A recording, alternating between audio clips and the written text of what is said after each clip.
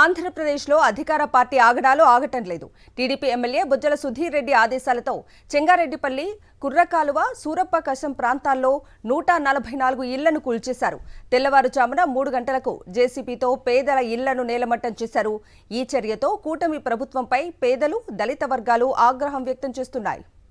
పూర్తి అప్డేట్స్ ని మా ప్రతినిధి మూర్తిని అడిగి తెలుసుకుందాం. మూర్తి, కవిత, తిరుపతి జిల్లా శ్రీకాళహస్తి ఎమ్మెల్యే బొజ్జల సుధీర్ రెడ్డి ఆదేశాలతో ప్రధానంగా కూటమి ప్రభుత్వం అధికారంలోకి వచ్చినప్పటి నుంచి పేదల ఇళ్ల పైన టార్గెట్ చేస్తూ వారి ఇళ్లను కూల్చివేయడానికి శ్రీకారం చుట్టారు. ఈ క్రమంలోనే రేణుగుంట మండలం కుర్రకాలువ, సూరప్పకశం, చెంగారెడ్డిపల్లిలో ఈ రోజు తెల్లవారుజామున 3 గంటల నుంచి జేసీబీల సాయంతో వాటిని కూడా కూల్చివేశారు. మొత్తం 144 పైగా ఇళ్లని కూల్చివేయడంతో నిరుపేదలు వారంతా కూడా ఇల్లు కూల్చివేయడంతో కన్నీళ్ల పర్యంతం అవుతున్నారు. సాక్షాత్తు ఏదైతే కుర్రకాలం వద్ద అంబేద్కర్ భవనాన్ని కూడా కూల్చివేయడం పట్ల దళిత వర్గానికి సంబంధించినటువంటి నాయకులు వారంతా కూడా అంబేద్కర్ భవనం కూల్చివేయడం ఘటన పైన ఆందోళన కూడా సిద్ధమవుతున్న పరిస్థితి కనిపిస్తుంది. తెల్లవారుజామున 3 గంటల నుంచి జేసీబీ సాయంతో వారంతా కూడా ఇళ్లను కూల్చివేయడం, కేవలం పేదల ఇళ్లు కట్టుకోవడం వారికి ఇష్టం లేని కారణంగానే పేదల ఇళ్ల పైన కూటమి నేతలు కక్ష సాధింపు చర్యలకు పాల్పడుతున్నారంటూ దళిత వర్గానికి సంబంధించిన నాయకులంతా కూడా ఆగ్రహం వ్యక్తం చేస్తున్నారు. ప్రత్యక్షంగా